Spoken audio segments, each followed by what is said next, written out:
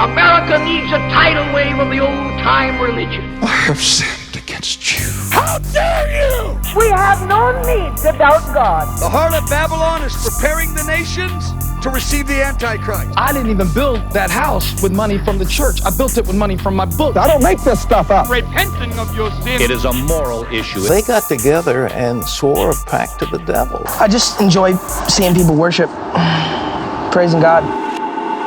Hey everybody, and welcome to Believe It or Not. This is the quarantine version, so me and Damien aren't in the same place. No, it's Believe It or Not. Yeah, Believe It or Not, not even in the same room. We're not even in the same... Well, we're in the same city. We are in the same... Different sides of the city, though. Different, yeah. It's true. East side, west side. East side, west side, yeah. North side, I'm kind of like north side. I'm north of the wall. The wall. What wall? Bloor. Oh, they call that the wall? Yeah. So, like, a lot of people just won't go north of the wall and then won't go east of, like... The DVP? The DVP, yeah. Yeah, which is where I am, so... Yeah. Yeah, we're the outcasts in Toronto. I mean, so I'm fine with that. Yeah. So, Damien, you're not working right now. No. How's that been? It's been something. Let me tell you. Holed up at home for a couple of weeks now. Yeah, with the jagoffs. Yeah. Yeah. I'm working nonstop, constantly, and it's getting better. It was kind of hell for a while, but I'm getting into the groove. I wouldn't say I'm liking it, but I'm getting into the groove of the pandemic work situation. What was so hard about it? Well, because it's like we went from 20 people front of house to 1 or 2. Right. So it is a lot slower, but it also, like, you still get those mad rushes where you have to punch in orders, make drinks, run food from the kitchen, do the front, and then, like, it can get a little insane. But you know what? I guess I was born for this. I guess so. Well, you're one of our essential workers, I guess, Trev, so... I guess so, yeah. Not me, and I'm fine with that. Yeah. Really? Oh, yeah. You know what? I stepped up to the plate, and I'm giving people their veggie burgers and their salads. Yeah. Yeah. And they're, really making a difference. Like, I'm on par with, like, the nurses and doctors right now. I've always said that about you. On par with doctors and nurses. Yeah, exactly. Not. So, it's a pandemic. Mm-hmm. It's also Easter today, when this episode comes out. Oh. Happy Easter, everybody. Well, happy Easter. Did you catch a rabbit for the occasion? That's... Catch a rabbit, cut it open for its eggs. Yeah. Yeah. I guess that's the only tradition we can keep going. We can't go to visit our families, and I guess it's really just the egg hunting. You could sanitize and hide some eggs, yeah. Yeah. Well, a couple years ago, I said on Easter, I put on Facebook that, I found my eggs. They were in my fridge. And then the first comment was my sister going, "Isn't that where eggs are usually?" Yeah. Actually, last time I was at your house for your birthday, I hid some eggs around your house. I forgot to hard boil them though, so you might want to watch when you find them. Okay, that's what that smell's been. Yeah. Oh, thank you. I really appreciate that. So today I thought we would talk about God and pandemics. Oh, he loves pandemic. He loves pandemics. Obviously, in the Bible, he loved his plagues. Mm-hmm. He was a big fan of plagues. And, but I didn't really want to focus on that. I want to focus on, more as the Christian church comes about. What's its response to pandemics and epidemics, and how do people react to the church during those fun times? Right. Okay, so the first thing I thought I'd mention is, in our missionary episode, we already discussed how just the act of being missionaries helps to spread diseases. Yep. So that's like already a tick against the organizations. And if anyone is paying attention to the news, they'll notice that a lot of religious organizations are still being in some places being deemed essential services. So you're having gatherings of people who should not be gathering every week. A lot of them very vulnerable segments of the community as well. A lot of elderly and children and families. Even right there, even when you're not going on a missions trip, you're still gathering groups of people to cough all over each other. Oh, yeah. Have you seen that CNN clip where they're interviewing people on their way into church about why they're still going to church? I haven't, no. Oh, it's insane. Like most people, like the first lady, she's like, because I am washed in the blood of the Lamb, God will protect me from any disease that is out there. So God will just make you a carrier, I guess. Yeah, I guess. Good for him. Yeah, it's really ridiculous. My church that I grew up in, they're just doing online church right now. Yeah, I mean, to be fair, there are a lot of churches and a lot of religious groups who are saying stay home. It's not worth it. So good for them for understanding the risks and making sure that their parishioners and everything know that as well. But for the ones who aren't, shame on you, you horrible, horrible people. Yeah, go fuck yourselves. Did you see the one about the pastor who died from coronavirus after having services? No, but it makes sense. Yeah, let's talk about the Black Death. Right. So that was, 1348, 1353 in that era. Killed 30 to 60% of Europe's population. Mm-hmm. They didn't need a vaccination for that, and that went away. Yeah, that's true. It just magically went away one day. I think when it got warmer. Yeah. And then they realized it was a hoax. But I mean, at that time, the church had a lot to do with just how society was run and everything. So the church did do some good things as far as trying to stop the outbreak and trying to quarantine people and stuff.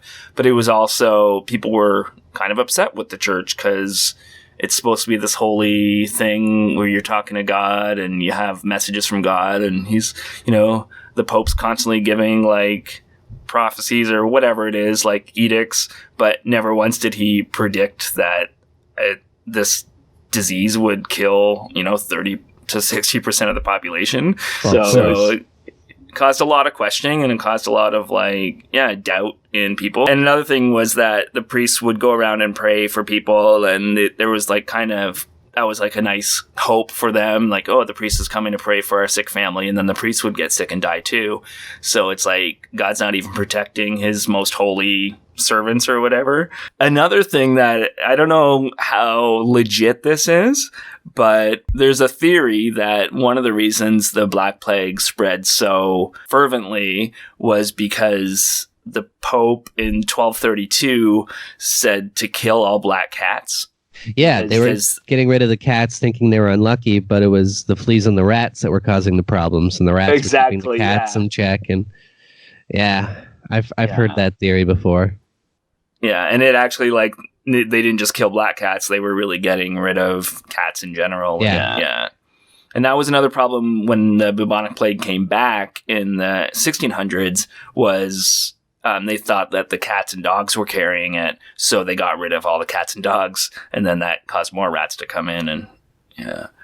But that wasn't really religious. And another thing, the church actually had to step in during the Black Death and tell people to stop blaming the Jews. What? Yeah, so people said that the Jews were to blame for the Black Death, and that it was they had to get rid of the Jews in their areas and stuff. Did they not notice that they were probably also dying? Yeah, exactly. Yeah, and another thing too is that a lot of preaching at the time was saying that this was a punishment for sin. There was too much sin in the land, and we needed to repent, and then the disease would go away.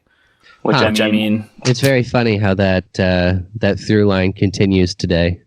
Oh, exactly. That's every natural disaster, every disease, every outbreak, anything that happens where bad things happen, it's instead of saying, why does God allow it or whatever, or just realizing, hey, maybe he's not doing anything because he's not there. It's we're sinning and God's punishing us for that sin. It's classic victim blaming.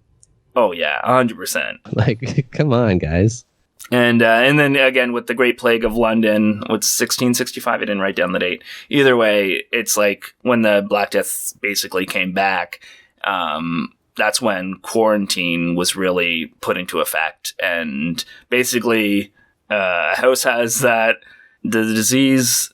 The church ordered them to lock it up, and they put a cross in front of the house, and then in the morning they're all dead. And that's when that cart from Monty Python comes along saying, bring out your dead, which was like a real thing that would happen in the mornings. And they would just like go through and they'd look for the houses with, I think it was a red cross. And then they would say, bring out your dead. And then they'd just like get rid of all the dead bodies and get them out of the area or whatever. Got to get rid of them. But then again, most of the preaching at the time was, this is a punishment from God.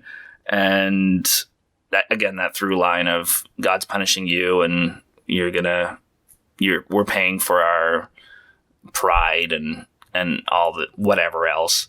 Yeah. And but then again, people are questioning the church more and questioning like religious authority and stuff like that. And a lot of people say that this did lead to better art and better like exploration of like thinking and stuff, because it's like, oh, once again, the church is telling us it's because of sin. Well, maybe we'll actually start thinking for ourselves and try to figure out why this is happening. And so more studies went into diseases and how they worked and what was happening. Well, yes, there's always going to be a little silver lining, I'm sure. That shouldn't take away from, so many people dying. You could say the same thing about most wars as well, right? Yeah, exactly. And then there's been so many epidemics, so many things throughout the years. A little note, I was reading about the Philadelphia yellow fever, I think in the 1700s, and they actually believed that black people were immune to it, which turned out not to be true. But as a result, a number of black people were trained to be nurses for the first time. And they were kind of on the front lines of it, which kind of helped in some people's mind, like kind of push towards not equality, but at least no more slavery. A little bit, anyway. But and then there's cholera, there's all those things, and the church always plays a role in it and whatever. But gonna skip now to the AIDS crisis in the 80s, and all right. Onward to now. Basically, the AIDS epidemic started. Obviously, nobody knew what was going on, right? Right. And I think they called it the gay disease. What was it? It was something like that, yeah. Yeah. And so it was really just seen as this is just something in the gay community. So as a result, people were really slow to act to like do something about it. And there was such a stigma around it, right? Exactly. And Christians and especially evangelicals were definitely not helping with that at all. And it wasn't really until the mid 80s that some Christian denominations started pushing for more support and more like help within like for the AIDS crisis. And before that, it was like either ignored or once again seen as God's punishment for our sin, and especially homosexuality, but sexual promiscuity and drugs. It's like as soon as it becomes all these things that they already said were evil, like doing drugs and having sex outside of wedlock and things like that, it's like it was just such an easy target for them to say it was punishment for sin. Right. Yeah. Even Billy Graham in 1993 said, "Is AIDS a judgment from God?" And then he like took a pause and said, "I could not say for sure, but I think so." That was in 1993. He's still saying stuff like that. Aren't some of those guys still saying stuff like that, though? Oh, 100%. They're still saying stuff like that. It's Pat Robertson in 2013 said that if you go to San Francisco, there's people who have AIDS in their rings. So they have a ring, and then they'll shake your hand and give you AIDS. Oh, I've heard about that. Such a dingus. Yeah, Jerry Falwell, though, movie villain Jerry Falwell was one of the biggest kind of outspoken people saying that it was a punishment. He said, AIDS is the wrath of God against homosexuals to oppose. It would be like the Israelites jumping in the Red Sea to save one of Pharaoh's chariots. AIDS is not God's punishment for homosexuals. It's God's punishment for society that tolerates homosexuals. Yeah, what a gross human being who created a gross human being for a son. Hey, Billy Graham did the same thing. Wow, it's almost like, the apple doesn't fall far from the tree. Yeah, exactly. And the Catholic Church is the weirdest part of this whole thing because technically they gave more support for the HIV/AIDS crisis all over the world and still continue to than any other religious organization. But also they've constantly been promoting that condoms are bad. So as much as they're helping, they're also making it so much worse. The largest detriments to it, especially in like Africa and everything, where they do so much of that, where they were denying condom access to impoverished nations and countries like that, where they could have really benefited from it. Oh yeah, 100%. Ridiculous that you're trying to help, but you're so stuck up on these hang-ups. It's not even necessarily that they thought it wouldn't prevent the disease. They just believe condoms are bad because it's a contraception and they don't believe in contraceptions. They would rather them not use contraceptions because it's bad than people dying because, who cares? Yeah, exactly. Like, you're just sacrificing all these people for an ideal, based on probably the dumbest theology. Well, it wasn't until fairly recently that one of the popes was like, okay, they can use condoms in Africa, wasn't it? Like, I think in the last 10 years, maybe. Yeah, like Pope Frank. Yeah, I think it was. Yeah, and even that he probably had put conditions on, or like, you can use it, but we'd rather you didn't, or something like that. But, that's so dumb. Yeah, and and also they think that if people have access to condoms, then it promotes the idea that sexual promiscuity is okay because there's protection for it. Whereas if you don't have that protection there, then people are more likely to avoid having sex. No, they're more likely to get AIDS and have children. Exactly. Yeah. Exactly. Like I don't understand. Like people are going to do it no matter what. Mm-hmm. You may as well make it safer for them, so then there's less fallout from it. But what do we know? We're just people who don't want people to die for a dumb rule. Yeah, I want them to die for a good rule. Exactly. That being said, there are a number of churches that now will have ministries specifically to help with AIDS and HIV. And throughout the 90s, the Lutheran Church was pretty active with it. That was my old stomping grounds. But also, there's, like you said, there's still just stigma around it with a lot of Christians. I mean, even... Have you seen that clip from Walker, Texas Ranger, where Haley Joel Osment says he has AIDS? I might have, but it's been a while. What happens? So basically, Walker says I have AIDS. Like, he's just so excited about it. But I found it's the storyline is Haley Joel Osment is a kid that they're helping out, and then they find out he has AIDS, and I think in the 90s, there was still just a stigma throughout society around AIDS. And a lot of the ways they would try to break that stigma is they would introduce TV characters that were innocent children who also are affected by the disease, because that happened all the time too. So it kind of put into perspective that anybody can get this, and it's just an awful disease. They just really had to work through the media in a lot of ways to just change the population's view on this thing, which is insane. It was an awful disease that was killing people, and to make it somehow part of your theology to be okay with these people dying from it just is disgusting. Well, there was such a stigma and such a fear. I just watched Philadelphia for the first time recently. Oh, I love that movie. Oh, man, what a sad movie that is. Yeah. Oh. And again, a lot of that is about that stigma and about people getting it. Because even though people who did get it, they gave them such a pass for it, too. It's like, well, you got it through no fault of your own. Yeah, he was fired because he got it from, having sex. But then there was a woman who got it from a blood transfusion. Right. Things like that. Yeah. But, I feel like the stigma's not as prominent anymore, but it's still, I think there's still a lot of people who just, especially, your Pat Robertsons and anybody probably who watches the 700 Club are definitely. Still, So let's go into COVID-19 and some of the things people are saying about that. Modern day, baby. Mm-hmm. Have you heard of Rick Wiles? No, I haven't.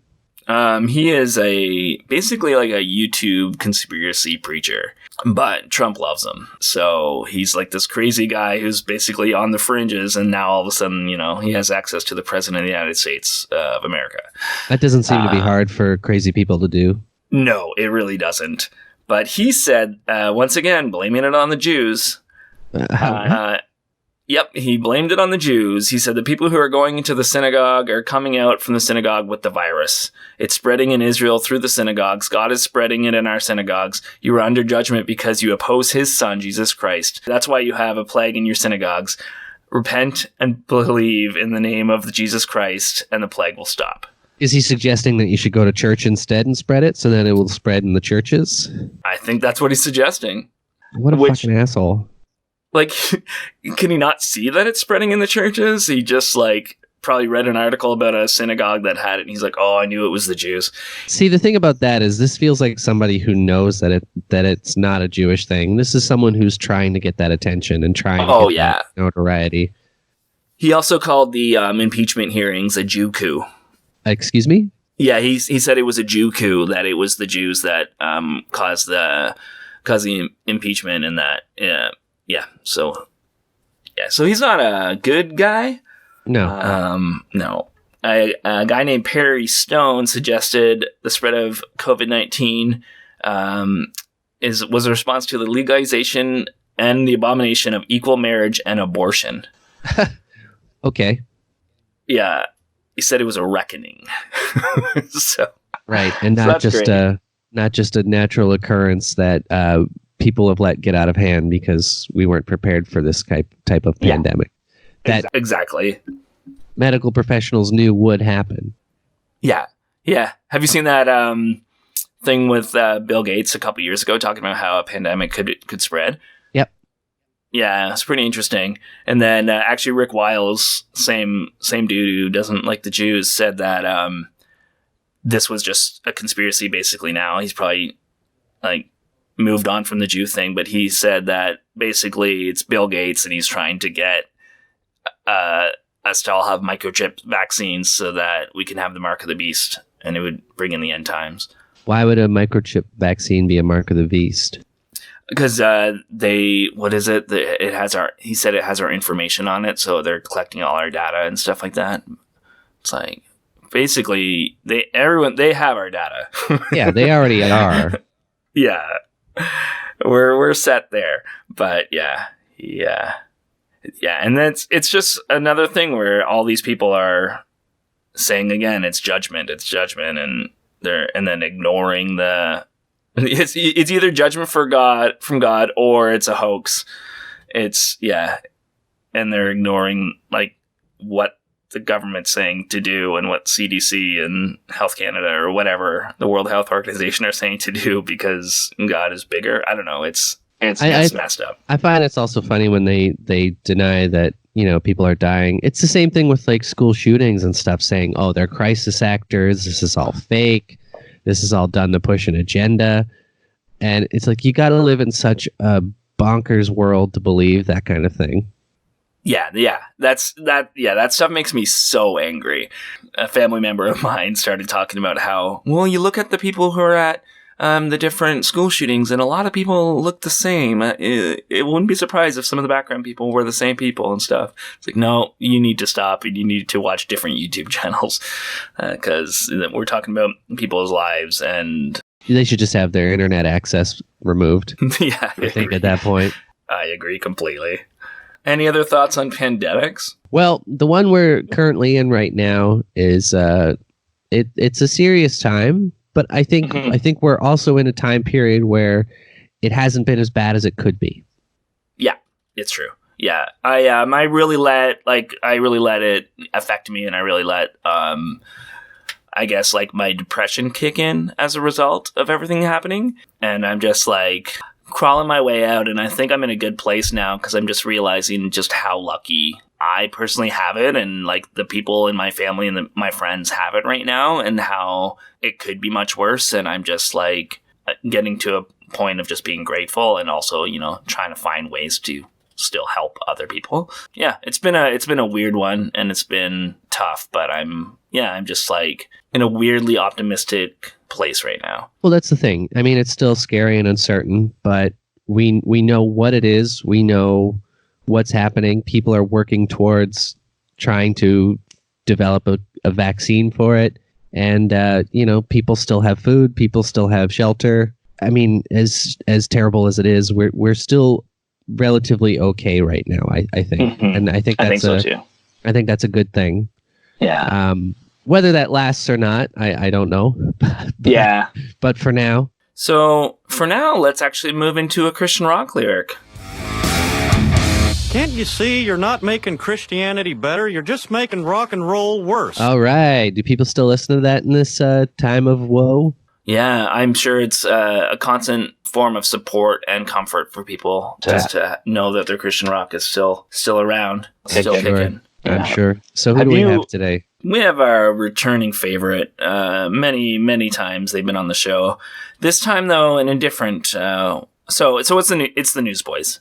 You love the Newsboys, Trev. I love the Newsboys, except for I don't consider this the Newsboys because it's modern Newsboys. They have it's a completely different band. I think they have one member from when I loved them as a kid. This is the theme song to the movie God's Not Dead. Okay. Have you heard of this movie? I think I have. I haven't seen it, but I have heard of it. I haven't seen the movie. I've seen clips, either in the movie or when they were sending it to churches to screen in their movie. They would say to do this, but basically they would tell people to text all their friends that God's not dead. So there was a couple times where I just started getting texts telling me that God's not dead. Yeah. So that's ridiculous. And that made me vow never to watch it, even ironically. I mean, I gotta say, that's some pretty fun viral marketing right there. Yeah. That's let's do that. Actually, if everybody can just text everyone they know to believe it or not, if you can just take out your phone right now and do that. This is the song. It's called God's Not Dead, or in parenthesis, Like a Lion. Okay. Oh, sorry. I also chose it because it's Easter.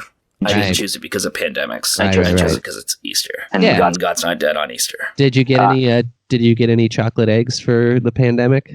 No, but you know what? I'm gonna buy a bunch and bring them in because I have to work on Easter. I'm gonna bring them in for everybody at work. Oh, good. That's a nice thing I'll do. Maybe I'll find a way to safely give them out to customers too. But we'll figure it out. I don't know. That seems dangerous. Yeah. So the song says, "Let love explode and bring the dead to life. A love so bold to see a revolution somehow. A love explode and bring the..." it's just repeating the same thing again. "Now I'm lost in your freedom. In this world, I'll overcome. My God's not dead. He's surely alive. He's living on the inside, roaring like a lion." Wasn't letting your love explode what caused a lot of the AIDS epidemic? That's true. I'm just saying, it seems contradictory to what they were saying before. That's all I'm saying. Well, that's okay. So it's saying let the love in and have the lion come save you. Yeah, exactly. It brings the dead to life, right. And he's not dead. If anyone's watched Tiger King, they know that loving the lions and tigers is a bad thing because they might eat your arm off. Oh, is that what happens? Oh no, I haven't seen that yet. Well, that's one thing that happens. So okay, you should probably watch it now that I don't know, you have some time, right? Yeah, that's true. I really should. I have today and tomorrow off. Maybe I'll just binge it. There you go. I think it's only 7 episodes. Okay. And another thing too was, the whole God's Not Dead thing is just a response to that. Now I don't even know what I'm talking about, but like the philosophy thing about God's not dead wasn't that God was once a real person or being that lived and now he died. It's about our need for religion and our need for some sort of like higher power is dead because we have these things that we actually can study and like we don't need to explain it away with God. It's not saying that there was a real God and now he's not alive anymore. What I find interesting about that is saying that our need for this is not dead is implying that eventually it will be. Yeah. So I don't know. Not yet, but it will be. Yeah. All right. I don't know. So I guess what we're saying here is text everybody to listen to us. Yeah. Text your mom, text your dad. Yeah. And to stay safe, wash your hands a lot. My hands are very red from how often I wash them. I have to lubricate them. You can use cooler water. You don't have to use scalding hot water, Trev. That's a good point, actually. And I might actually start bringing my own soap into work because I'm just using that like industrial grade hand soap, and that's not helping either. Get a nice moisturizing soap. Yeah, exactly. Yeah, but stay safe out there, everyone. Stay clean. Stay clean. And believe it. Or not. Love you. Work, work, work, Sky Moon.